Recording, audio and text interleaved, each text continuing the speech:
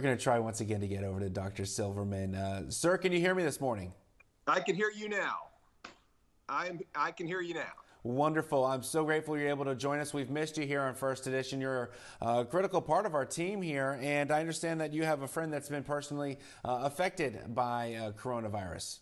We have a very personal dear friend of ours who is on a ventilator here at Spahn Hospital. Has been on a ventilator for the last several days, and we're working hard to get him off of that. Yeah. What are you seeing in your practice right now? You're a cardiologist. What are your questions you're getting from your patients? Well, I think everybody's a little bit worried because most of my patients, remember, have the risk factors for what gets you coronavirus and what gets you problems with coronavirus, and that is the hypertension, the coronary artery disease, diabetes. So and the age, and so that's a lot of the patients that we see. Having said that, we have adjusted and early on adjusted how we see patients, which is we are starting to use video conferencing a lot more. Having said that, there are some, as you can see, there are some technical difficulties with that, and that is not a lot of people understand exactly what buttons to push on their cell phones or don't have the adequate cell phones. So we've been doing a lot of stuff on the phone. And in those patients that we don't feel comfortable with, we will bring them in, but we are certainly limiting the number of patients that we see in our office. I was going to say, you bring up a really good point. Barbie and I did a little featurette, if you will, showing people how to FaceTime, because I know it's not easy for everybody to conferences, downloading certain apps. I mean, for us youngins, that's not a problem, I guess you could say. But for those that didn't grow up with this technology, it's like another language. What advice do you have for anybody because a lot of questions we get have to do with who do I call, where do I go, what do I do? What would you say to those people that are concerned that maybe they are either carrying some of the symptoms or carrying coronavirus? Right, exactly. I mean, I think the best answer is either call the health department. That is the number that you guys put up on your website a lot. I think calling the health department or calling your family physician and saying, look, I have this, and this. Is there a place to go? There are a lot of family physicians out there who are doing the testing, and there are some who are not, but they will send you to places where you should go. In our office, we generally are not doing that. In our office, we are not doing the testing, but we are certainly asking those questions before we make the appointments or before we say, look, you're going to be video conferencing tomorrow. We will set you up.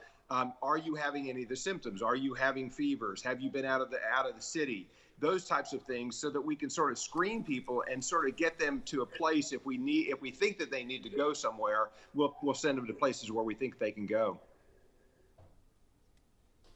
I guess what I would like to know, this is something we're all learning together.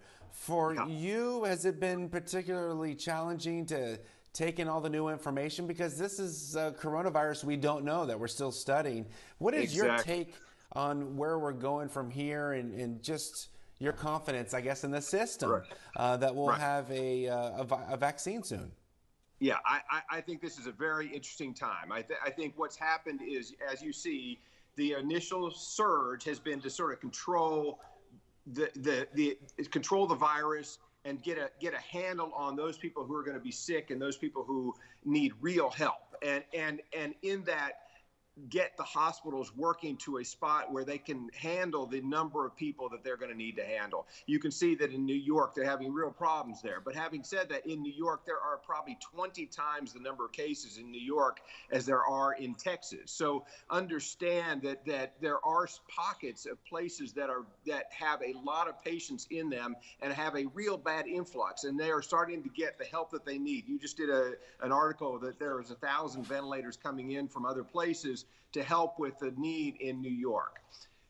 In Corpus Christi, we have not gotten to that point yet. Having said that, I do believe that the social distancing and the things that we are using, the hand washing, the wearing face masks, those kind of things are integral in slowing the progress of this or stopping the progress of this.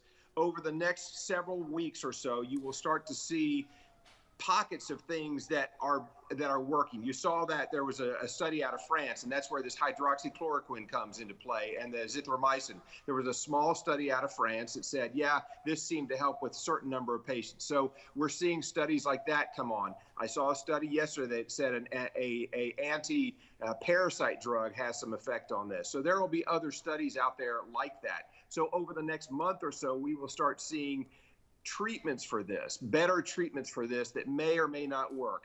I don't think that there's going to be a vaccine for this, as I'm listening to Fauci, for another year or so. But there will be some treatments come out from this, and we will start understanding what works best and what doesn't.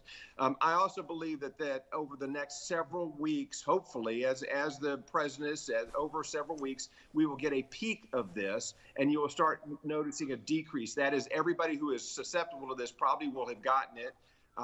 And those people who have gotten it, who are really susceptible, will already be sick or recovered or will have passed away from this. So I think that's what's going to happen. I think, and that will happen within the next 2 weeks to a month or so. Dr. Silverman, as always, we really do appreciate your input. Stay with us. We're going to have another round of some quick questions with you. I appreciate you being with us this morning. That'd be great. And as we go to break, we're going to say, Holy Caesar's Ghost. Do you know what that's from? We're going to show you where Batman's out on the prowl battling the coronavirus. Yeah, he's kicking coronavirus in the tail, all right. The smiles